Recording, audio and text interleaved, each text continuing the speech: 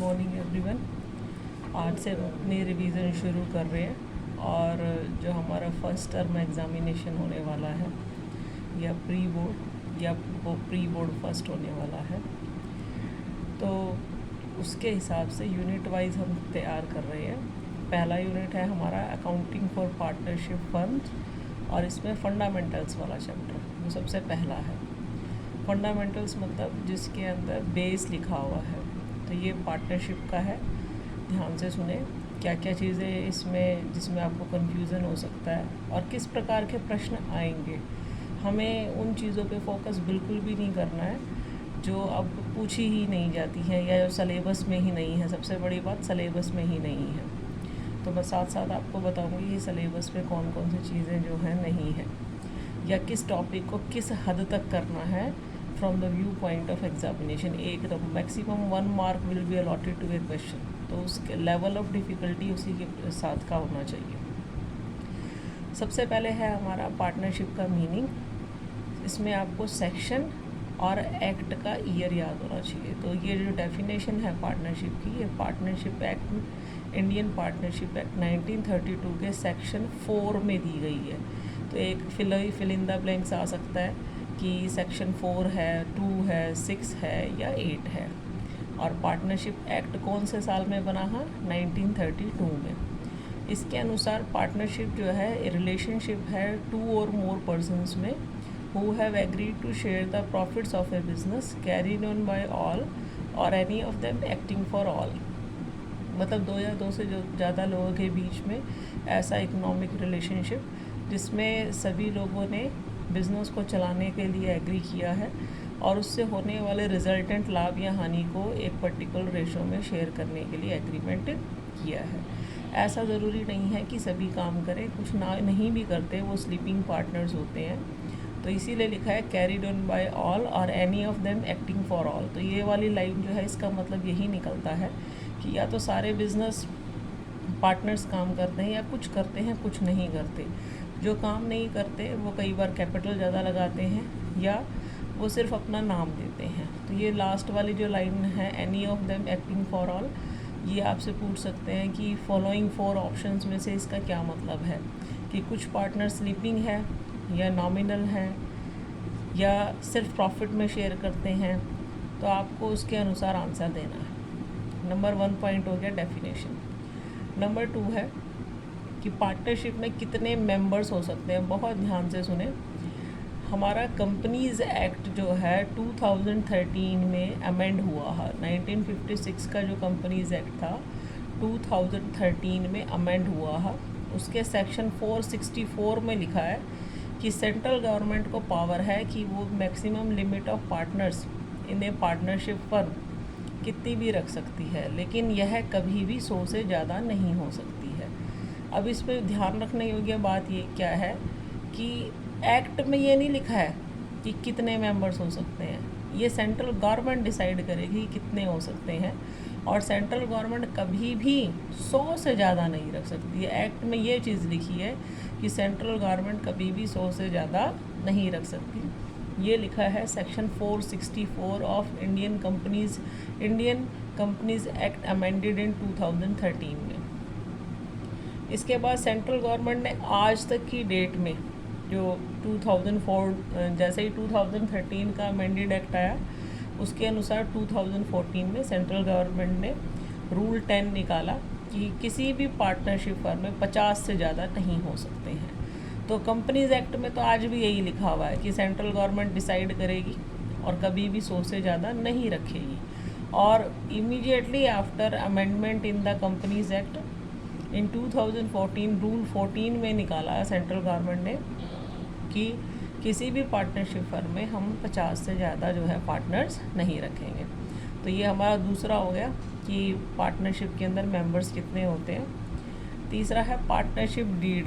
Deed means document, कोई भी ऐसा डॉक्यूमेंट जिसमें पार्टनर्स अपने एग्रीमेंट को रिटर्न में लिखते हैं। डीड इम्प्लाइज कि डॉक्यूमेंट होगा, उसे हम पार्टनरशिप डीड कहते हैं। इसका बनाना कोई ज़रूरी नहीं है, लेकिन अगर ये बन जाए तो काफ़ी डिस्प्यूट से बचे रहते हैं। नेक्स्ट क्वेश्चन अब ध्यान से सुनिए कि अगर पार्टनरशिप डीड है ही नहीं तो पार्टनर्स डिफरेंट एस्पेक्ट्स को या डिफरेंट चीज़ों को कैसे हैंडल करते हैं। तो आप सिर्फ एक चीज़ याद रखिए कि अगर पार्टनरशिप डीड है ही नहीं तो पार्टनर्स को केवल 2 चीज़ें मिलती हैं। Number 1, interest on partners loan 6% per annum होना चाहिए। अगर किसी पार्टनर ने फर्म को लोन दिया है तो उसके ऊपर 6% पर एनम से उसको ब्याज मिलता है और कुछ नहीं मिलेगा। और प्रॉफिट शेयरिंग रेशो भी नहीं है, तो हमेशा पार्टनर्स आपस में इक्वल रेशो में प्रॉफिट्स को बांटेंगे, 1:1 में। इसके अलावा कुछ नहीं मिलता उन्हें, ना सैलरी, ना कमीशन, ना बोनस, नथिंग दे गेट। ये हो गया कि पार्टनरशिप डीड नहीं है तो क्या मिलता है और क्या नहीं। तो इससे संबंधित प्रश्न जो है वो ऐसे पूछे जा सकते हैं कि पार्टनरशिप डीड नहीं है और एक पार्टनर कह रहा है मैंने बहुत ज़्यादा काम किया है तो मुझे इंटरेस्ट ऑन कैपिटल ज़्यादा मिलना चाहिए या सैलरी ज़्यादा मिलनी चाहिए। तो इस स्थिति में उसको आप क्या दोगे, ज़्यादा सैलरी दोगे या इंटरेस्ट ऑन कैपिटल ज़्यादा दोगे या प्रॉफिट में हिस्सा ज़्यादा दोगे या कुछ भी नहीं। तो आंसर है कुछ भी नहीं, क्योंकि पार्टनरशिप डीड है ही नहीं। तो इसी को बदल के दे सकते हैं आपको कि उनका पार्टनरशिप डीड है ही नहीं, लेकिन they are having dispute about कि एक पार्टनर कह रहा है कि 3:2:1 रेशो होना चाहिए, एक होता है बराबर होना चाहिए, दोनों में से कौन सही है। तो वो होना चाहिए 1:1 वाला पार्टनर सही है, क्योंकि in absence of partnership deed all partners have to share their profits in the equal ratio. उसके बाद है पार्टनरशिप फर्म क्या लीगल, इसकी कोई लीगल एंटिटी होती है? नहीं, ये इसकी कोई सेपरेट लीगल एंटिटी नहीं होती, क्योंकि इसमें पार्टनर्स की लायबिलिटी अनलिमिटेड होती है। पार्टनर्स और पार्टनरशिप फर्म एक ही चीज़ है। अगर बी एक पार्टनर है और फर्म के लिए कहीं से लोन लेता है तो उसके लिए सारी फर्म जो है वो बाध्य होती है, क्योंकि इनमें एजेंट और फर्म का रिलेशनशिप होता है। फर्म के बिहाफ पर ये एजेंट बनकर काम करते हैं। उसके बाद राइट्स पार्टनर्स के, सभी पार्टनर को राइट होता है अकाउंट्स चेक करने का, प्रॉफिट एंड लॉसेस जो हैं उसको शेयर करने का, मैनेजमेंट में पार्टिसिपेट करने का। पार्टनरशिप डीड में आमतौर पर हम फर्म का नाम, एड्रेस, सभी पार्टनर्स के नाम, एड्रेस, रजिस्टर्ड ऑफिस का एड्रेस अगर रजिस्टर्ड ऑफिस है, इंटरेस्ट ऑन लोन कितना होगा, ड्राइंग्स कितनी होंगे, इंटरेस्ट ऑन ड्राइंग्स कितना होगा, आदि बातें लिखते हैं। सभी पार्टनर्स की लायबिलिटी अगर कुछ नहीं कहा गया है तो अनलिमिटेड होती है, और अगर फर्म जो है लॉसेस में चली जाती है तो इनको अपने पर्सनल असेट्स लाकर भी इस फर्म के लॉस को पूरा करना होता है। तो कई बार पूछ लेते हैं कि अनलिमिटेड लायबिलिटी का क्या मतलब है। इसका मतलब ये है कि अगर लॉसेस हो जाते हैं या फर्म को कुछ पेमेंट करनी पड़ जाती है और फर्म में असेट्स शॉर्ट पड़ रही हैं तो पार्टनर्स उसको अपनी पर्सनल असेट्स में से भी पूरा करेंगे। अब ध्यान से सुनिए, ये बातें तो पार्टनरशिप डीड से संबंधित है जिसमें से एक ही प्रश्न आएगा। अब सुनिए ध्यान से।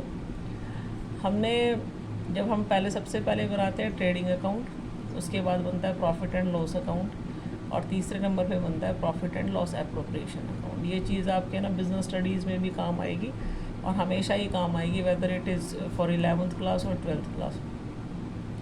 ट्रेडिंग अकाउंट में केवल वही खर्चे आते हैं जिनका संबंध या तो प्रोडक्शन से है या परचेज से है या फैक्ट्री से है। इसके अंदर सभी डायरेक्ट एक्सपेंसेस आते हैं which are directly related to production. Sales से संबंधित सभी खर्चे आते हैं प्रॉफिट एंड लॉस अकाउंट में। जो भी चीज़ें trading and profit and loss account की डेबिट में लिखते हैं वो सब होती है चार्ज का मतलब होता है चाहे आपके पास रिवेन्यू है, इनकम है और चाहे नहीं है, आपको इनकी पेमेंट करनी ही करनी है। जैसे रेंट, जैसे इंटरेस्ट ऑन बैंक लोन, चाहे आपके पास पैसे हैं और चाहे नहीं हैं, इनकी पेमेंट आपको करनी ही है। इस P&L के बाद बनता है P&L appropriation account. P&L appropriation में हम जो भी लाभ हमारा जो है प्रॉफिट एंड लॉस अकाउंट से आया है उसके अंदर जो ऑनर्स हैं फर्म के उनको हिस्सा मिलता है। अब वो ऑनर्स की मर्जी है, कुछ पैसा रिज़र्व में रखना चाहे तो पहले रिज़र्व में रखेंगे, शेष बचे हुए लाभ को बांट लेंगे। अगर तो फर्म है तो शेष बचा हुआ लाभ पार्टनर्स का होता है, चाहे वो इंटरेस्ट ऑन कैपिटल के रूप में ले जाएं, चाहे वो सैलरी के रूप में ले जाएं, चाहे वो कमीशन के रूप में ले जाएं, और चाहे फिर वो बचे हुए लाभ को प्रॉफिट शेयरिंग रेशो में बांट लें। अगर कंपनी का केस होता है तो रिज़र्व में चला जाता है और उसके बाद शेष बचा हुआ डिविडेंड में, और फिर भी कुछ बच जाता है तो वो सरप्लस के रूप में दिखाया जाता है। ये P&L एप्रोप्रिएशन का ये कंसेप्ट आपको क्लियर होना चाहिए। जो चीज़ प्रॉफिट एंड लॉस एप्रोप्रिएशन में वो एप्रोप्रिएशन है। एप्रोप्रिएशन का मतलब होता है बंटवारा, बांटना है। रिज़र्व में बांट लो, फिर पार्टनर से संबंधित चीज़ों में बांट लो, जैसे कमीशन, सैलरी, बोनस एट्सेट्रा।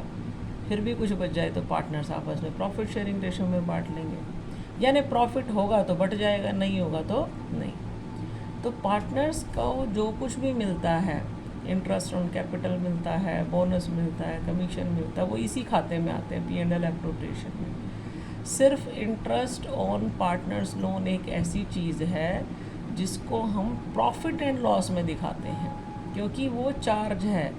अगर हमारी फर्म में लाभ नहीं भी है तो भी हमें इंटरेस्ट ऑन पार्टनर्स लोन देना ही देना है। तो पहले P&L में इंटरेस्ट ऑन पार्टनर्स लोन कटता है, फिर जो लाभ बचता है नेट प्रॉफिट वो आता है P&L एप्रोप्रिएशन में, और फिर उस लाभ में से ही हम सभी पार्टनर्स को interest on capital, profits, commission, bonus, salary इत्यादि देते हैं। तो अगर लाभ होंगे तो ये सब चीज़ें मिल जाएंगी, नहीं है तो कुछ भी नहीं मिलेगा। तो इसीलिए कई बार प्रश्न आता है कि जो हम पार्टनर्स को प्रॉफिट्स में हिस्सा देते हैं या इंटरेस्ट ऑन कैपिटल देते हैं, ये चार्ज होता है या एप्रोप्रिएशन? इट इज़ एप्रोप्रिएशन, क्योंकि ये उसी अकाउंट पे आते हैं। तो चार्ज कोई भी चीज़ हो, अगर आपकी पार्टनरशिप डीड में लिखा है interest on capital is to be treated as charge, तो चार्ज का मतलब है देना ही देना, चाहे आपके पास पैसे हैं या नहीं, लाभ है या नहीं, चाहे आप घाटे में ही चले जाओ। लेकिन अगर कुछ नहीं लिखा है तो ये एप्रोप्रिएशन होता है, और तभी दिया जाता है जब हमारे पास लाभ हो, अन्यथा ये नहीं दिया जाता है। उसके बाद आपका आता है कि जो इंटरेस्ट ऑन कैपिटल का टॉपिक है उसके 3-4 केसेस हैं। एक प्रश्न उसमें से बन जाता है, अक्सर आता है। पहले क्वेश्चन में आपको लिखा होगा कि interest on capital is treated as charge, profit है 40,000, इंटरेस्ट ऑन कैपिटल बन रहा है 50,000, तो कितना दिया जाएगा? चार्ज में तो आंख बंद करके जितना आपका इंटरेस्ट ऑन कैपिटल है सारा ही दे दो, वो सारा का सारा ही दिया जाएगा, चाहे उसके बाद फर्म जो है 10,000 रुपये घाटे में ही चली गई। दूसरा है कि अगर ये एप्रोप्रिएशन है तो एप्रोप्रिएशन है तो जितने लाभ हैं उतना मिल जाएगा।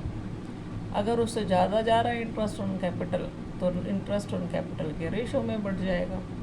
जैसे इसी एग्जांपल बोले, अगर हमारे पास लाभ है 40,000, इंटरेस्ट ऑन कैपिटल है 50,000, अब लाभ तो कम पड़ गए और इंटरेस्ट ऑन कैपिटल हो गया ज़्यादा, तो हम 50 नहीं दे सकते, 40 ही दे सकते हैं, क्योंकि हमारी लिमिट ही इतनी है। तो 40,000 को इंटरेस्ट ऑन कैपिटल रेशो में, प्रॉफिट शेयरिंग रेशो में नहीं, इंटरेस्ट ऑन कैपिटल रेशो में बांटेंगे। जैसे मान लीजिए ए और बी पार्टनर थे और दोनों का ही इंटरेस्ट ऑन कैपिटल है 25,000, तभी टोटल आया था 50,000। तो इसका 25,000 और 25,000 का रेशो हो जाएगा 1:1। तो 40,000 को इंटरेस्ट ऑन कैपिटल के रूप में ये बांटेंगे 1:1, यानी 20,000 इंटरेस्ट ऑन कैपिटल मिलेगा ए को और 20,000 इंटरेस्ट ऑन कैपिटल मिलेगा बी को।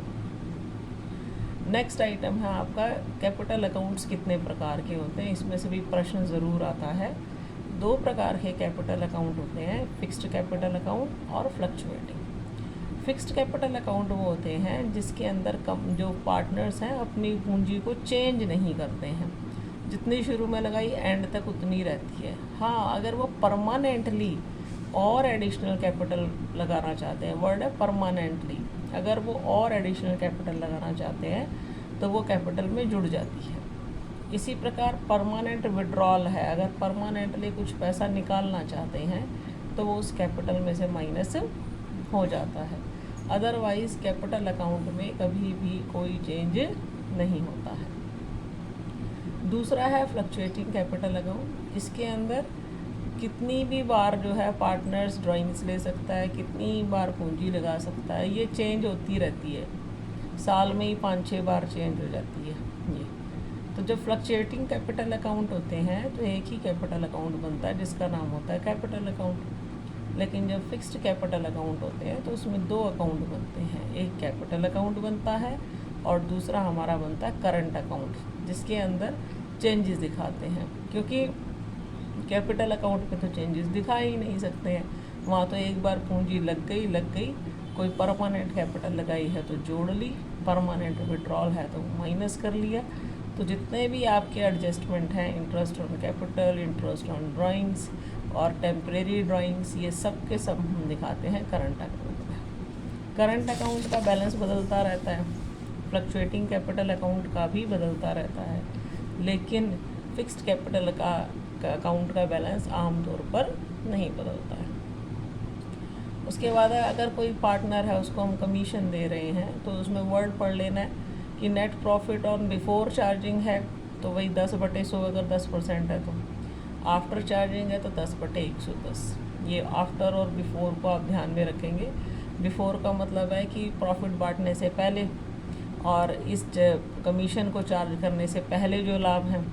आफ्टर का मतलब है उस लाभ में से कमीशन देना है जिसमें से एक कमीशन भी कट चुका है जो अभी हमें पता ही नहीं है, इसलिए 10/110। नेक्स्ट आइटम है इसका कि इंटरेस्ट ऑन ड्राइंग्स कैसे निकालें। तो इंटरेस्ट ऑन ड्राइंग्स का हम कई सारे केसेस हैं, आप माइंड में सिर्फ एक चीज़ रखें कि इंटरेस्ट ऑन ड्राइंग्स जो है, पहली ड्राइंग कब ली, उसके बाद कितने महीने बचते हैं साल में, फाइनेंशियल ईयर में, और आखिरी ड्राइंग्स कब ली, उसके बाद फाइनेंशियल ईयर में कितने महीने बचते हैं, दोनों को प्लस करके 2 से डिवाइड करते हैं। जैसे मान लो जो पार्टनर है हर महीने के शुरू में 1 तारीख को 20,000 रुपये निकालता है, तो 12 महीने तक उसने निकाले। अब पहला महीना है आपका 1 अप्रैल 2021, तो जब 1 अप्रैल 2021 से आप 31 मार्च 2022 तक काउंट करेंगे तो 12 महीने हो गए, तो आपने लिखे 12। जब उसने आखिरी ड्राइंग्स की तो उसने की 1 मार्च 2022 को, 1 मार्च 2022 से 31 मार्च 2022 तक महीना बचा 1, तो आप करेंगे 12 + 1 13 हो गया, 13, यानी 13 को 2 से डिवाइड करेंगे, यानी कितने महीने हो गए, 6.5। तो आपको इंटरेस्ट ऑन ड्राइंग्स देना है 6.5। कैसे निकालोगे आप, 20,000 ड्राइंग्स है, 12 महीने हैं, 20,000 गुणा 2, 2,40,000 इंटू 6.5 महीने, यानी कि 13/2 गुणा 12। 12 हम लगाते हैं कि आउट ऑफ 12 मंथ्स 6.5 हैं, तो 6.5/12 होता है, ये 6.5/12 होता है। और अगर इंटरेस्ट ऑन ड्राइंग्स की रेट दे रखी है तो 6/100, 5/100 जो भी है वो आएगा। इसी प्रकार महीने के आखिरी में लेता है, तो पहली ड्राइंग्स ली 30 अप्रैल को, 30 अप्रैल को महीने बचे 11, आखिरी ड्राइंग्स ली 31 मार्च को, तब तक कुछ महीने ही नहीं बचे, साल ख़त्म हो गया। 11 + 0/2 तो ये आ गया 5.5। तो आप लिखोगे आप 2,40,000 गुणा 5.5, यानी 5.5/12 इंटू 7/100 जो परसेंटेज है। महीने के बीच में लेंगे तो आपका पहले बार में आएगा कितना, 11.5, लास्ट में आएगा 0.5, 11.5 + 0.5/2 ये आएगा 6 महीने, तो बीच में ली तो 6/12। अगर हर क्वार्टर के शुरू में ली तो पहला क्वार्टर 1 अप्रैल का था, 1 अप्रैल से अप्रैल, मई, जून, 30 जून तक का, तो 12 महीने। आखिरी क्वार्टर था जनवरी से लेकर मार्च 2022 तक, 3 महीने, 12 + 3/2 15/2 यानी 7.5 महीने का। तो इस प्रकार निकालना आसान है, फिर भी अगर याद नहीं होता है तो बुक में आपको ये दे रखा है, आपके सपोर्ट मटेरियल में भी पेज नंबर 40 पे बड़े अच्छे से छोटी सी टेबल दे रखी है। अच्छा, कई बार डेट्स ही फिक्स नहीं होती है, कभी महीने की पहली तारीख को, और अमाउंट भी फिक्स नहीं है, 50,000 लिए, अगली तारीख को उसने 20 लिए। तो जब ऐसे वेरिएशन है डेट्स में या अमाउंट में, तो आप क्या करेंगे कि प्रोडक्ट मेथड को अप्लाई करेंगे। जैसे 1 अप्रैल को 50,000 निकाले तो 50,000 गुणा 12 महीने के लिए निकाले, कितने हो गए, 6 लाख। 1 मई को उसने निकाले 30,000, तो 30,000 गुणा 11, अब 11 महीने बच गए, 3,30,000। तो इसी प्रकार हम एंड तक निकालेंगे, सबको टोटल कर लेंगे।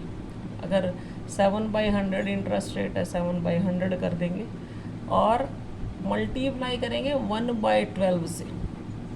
एवरेज इंटरेस्ट निकलता है 1 महीने का, इंटू 1/12। तो इस जो इंटरेस्ट आएगा वो इंटरेस्ट ऑन ड्राइंग्स होगा। कई बार क्वेश्चन में ऑलरेडी कैलकुलेटेड ही होता है इंटरेस्ट ऑन ड्राइंग्स, तो हम वही का वही ले लेते हैं। तो ये निकालने का तरीका है। इतना ज़्यादा लेंदी क्वेश्चन नहीं होगा प्रोडक्ट मेथड जितना, लेकिन हाँ क्वार्टर वाला question, mid of the month वाला क्वेश्चन आ सकता है। उसके बाद आता है हमारा guarantee of profit, minimum profit to a partner. तो ABC 3 पार्टनर है, C को अगर उन दोनों ने गारंटी दे रखी है कि 50,000 से कम कभी नहीं मिलेंगे लाभ, लेकिन जब आपने लाभ बांटे तो C के हिस्से में आए 40,000, तो आपको कुछ नहीं करना है। C में तो 10,000 जुड़ जाएंगे क्योंकि उसको 50,000 ही गारंटी मिली है, और जिसने गारंटी दी है उसके प्रॉफिट घट जाएंगे। तो बांटने के बाद ही करना है ब्रैकेट में ये सब कुछ। तो A और B ने मान लो बराबर की गारंटी दी है, दोनों 5-5 हज़ार घटा देंगे। 3:2 में गारंटी दी थी तो 10,000 को 3:2 में बांटेंगे तो 6,000 A देगा और 4,000 B देगा। तो अपने में से 6,000 और 4,000 क्या कर देंगे, माइनस कर देंगे। नेक्स्ट आपका इसमें पास्ट एडजस्टमेंट। पास्ट मतलब खाते बन चुके हैं 31 मार्च 2022 को, उसके बाद पता चला इंटरेस्ट ऑन कैपिटल देना भूल गए, सैलरी देना भूल गए, या दी तो कम दी या ज़्यादा दी। तो एक ही एंट्री से कैसे करें, ध्यान से सुनिए इसको करने का तरीका। आपको बहुत लंबा क्वेश्चन नहीं आ सकता, मैक्सिमम 1 मार्क ही है। हमें क्या करना है कि सबसे पहले 3 कॉलम बनाने हैं। 2 पार्टनर है तो 3 कॉलम, 3 पार्टनर है तो 4 कॉलम, A, B और फर्म। मान लो इंटरेस्ट ऑन कैपिटल देना भूल गए और A और B का इंटरेस्ट ऑन कैपिटल है 6 और 4,000। तो A में लिखा 6,000, B में लिखा 4,000। क्रेडिट में, क्रेडिट मतलब उसमें प्लस में कि उनको मिलेगा ये। अगर उनको मिलेगा तो फर्म के लिए खर्चा है, फर्म वाले कॉलम में हम लिखेंगे माइनस में। ये देना भूल गए थे, जब ये दे देंगे तो फर्म के P&L के डेबिट में कितना आ जाएगा, 10,000 आ जाएगा, 6 और 4। तो फर्म जो है इस 10,000 को लॉस के रूप में देगी उन्हें।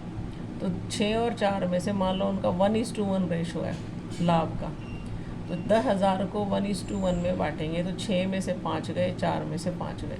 यानी एक ही बात करें तो अगर हम उसको इंटरेस्ट ऑन कैपिटल देते तो 6,000 तो उसको मिलते और घाटा कितना बियर करना पड़ता, 5,000। तो रिजल्टेंटली 1,000 रुपये उसको इस एडजस्टमेंट के बाद मिलेंगे।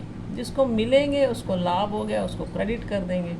और जिसको देने पड़ेंगे जैसे B में 4,000 तो इसको इंटरेस्ट ऑन कैपिटल के मिलेंगे और उसको लॉस शेयर करना पड़ा 5 का, तो उसका आ रहा -1,000।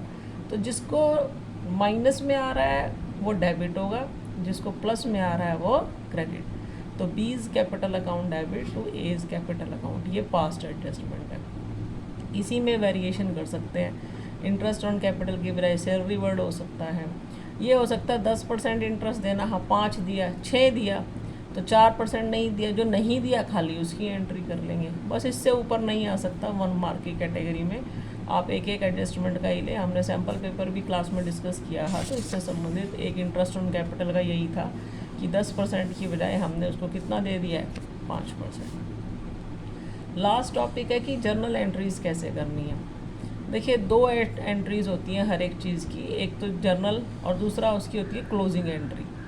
जैसे इंटरेस्ट ऑन कैपिटल है, जब हम इंटरेस्ट ऑन कैपिटल देते हैं तो हमारी जर्नल एंट्री क्या बनेगी, interest on capital account debit to capital account. A को दिया है तो interest on capital account debit to A's capital account. ये तो है इसकी जर्नल एंट्री ट्रांजैक्शन की। जब हमें इंटरेस्ट ऑन कैपिटल अकाउंट को क्लोज करना है तो क्लोज करते वक्त फाइनेंशियल स्टेटमेंट्स में ट्रांसफ़र हो जाते हैं सारे बैलेंस, या ट्रेडिंग में या P&L में या P&L एप्रोप्रिएशन में और फाइनली बैलेंस शीट में।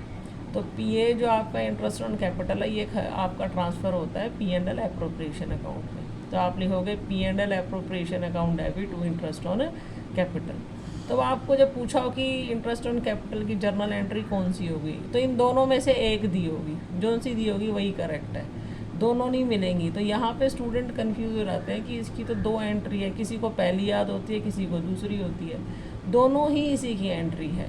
तो क्वेश्चन में ऑप्शन इसी प्रकार आएगा। सिमिलरली सैलरी है, salary account debit to A's capital account. अब सैलरी अकाउंट क्लोज कहाँ होगा? Profit and loss appropriation account debit to salary account. तो आपको इस प्रकार याद रखनी है। लाभ बांटने हो तो माइंड में रखना पी एंड एल एप्रोप्रिएशन की डेबिट साइड में हम लास्ट में लिखते हैं to profit transfer to capital account, तो उसकी डेबिट में लिखते हैं टू की लाइन तो लिखी हुई आई गई, to profit transfer to A's capital account to B's capital account to C's capital account, और ऊपर क्या आ जाएगा? P and L appropriation account debit. हानि का ज़्यादा आता है, जब आप लॉस बांटते हो ना तो क्रेडिट में लिखते हो by A's capital account by B's capital account. तो पी एंड एल एप्रोप्रिएशन की क्रेडिट में लिखा, यानी जर्नल एंट्री में उसको क्रेडिट करेंगे, लिखेंगे to P and L appropriation account. तो ऊपर क्या बच गया डेबिट में? एज कैपिटल अकाउंट डेबिट और बीज कैपिटल अकाउंट डेबिट। तो मैक्सिमम जो है आपको एक प्रश्न मिलेगा पास्ट एडजस्टमेंट में से, एक आपको जर्नल एंट्री में से मिलेगा, एक आपको एब्सेंस ऑफ पार्टनरशिप डीड का मिलेगा, और एक थ्योरेटिकल। मैक्सिमम 4 क्वेश्चंस जो हैं वो इसमें से पिक करेंगे। फर्स्ट जो आपका फंडामेंटल्स है, इजी वाले क्वेश्चन, एक आधा क्वेश्चन हो सकता है थोड़ा टिकलिश हो, लेकिन ये वाले सब क्लियर कर जाओगे। इवन टिकलिश का मतलब है कि जिसमें कैलकुलेशन थोड़ी ज़्यादा है, जैसे कि ओपनिंग कैपिटल ही निकालनी पड़ जाए। इंटरेस्ट ऑन कैपिटल हमेशा ओपनिंग कैपिटल पे लगता है। अब वो कैसे निकलेगी? क्लोजिंग कैपिटल है, वो क्लोजिंग कैपिटल तक हम कैसे पहुँचे हैं, उसमें इंटरेस्ट जुड़ा हुआ है। उसमें 2 आइटम याद रखो आप, सिर्फ ड्राइंग्स उसमें से माइनस और प्रॉफिट जुड़ा हुआ है। तो ओपनिंग कैपिटल तक पहुंचने के लिए हम प्रॉफिट वापस घटा देते हैं और ड्राइंग्स वापस ऐड कर लेते हैं। अगर कोई और भी आइटम है, जैसे इंटरेस्ट ऑन, मान लीजिए सैलरी है, कमीशन है, तो उनको मिले हुए हैं तो उनको वापस क्या कर देंगे? माइनस कर देंगे। लेकिन जो लेवल है क्वेश्चन पेपर का from the view point of marks allotted to each question, तो मेरे हिसाब से एक का ही पूछा जाएगा कि अगर ओपनिंग कैपिटल तक पहुंचना है तो जो चीज़ पहले जोड़ के आए उसे घटा दो, प्रॉफिट जोड़ के आए हो तो उसको माइनस कर दो। इसी प्रकार इंटरेस्ट, ये आपका प्रॉफिट जोड़ के और इंटरेस्ट ड्राइंग्स माइनस करके आए हो, ड्राइंग्स माइनस करके आए हो तो वापस क्या हो जाएगी? ऐड। अच्छा, कई बार आता है कि पी एंड एल एप्रोप्रिएशन में जो है प्रॉफिट कहाँ से आया, उसकी क्या एंट्री होगी? तो पी एंड एल अकाउंट से आया हुआ है, तो profit and loss account debit to profit and loss appropriation account. तो इसमें सब कुछ कवर हो गया है, जो all the aspects of this fundamentals of partnership cover हैं। आप इसको सिर्फ सुने, और सुनने के बाद आप जो है जितने भी क्वेश्चन आपके क्वेश्चन पेपर में होंगे, I think you will be able to answer that. कोई भी चीज़ आपको क्लियर ना हो, इसी वीडियो को इस चैप्टर के लिए बार बार सुने, आपको सारे एस्पेक्ट्स जो हैं उसके क्लियर हो जाएंगे। Thank you.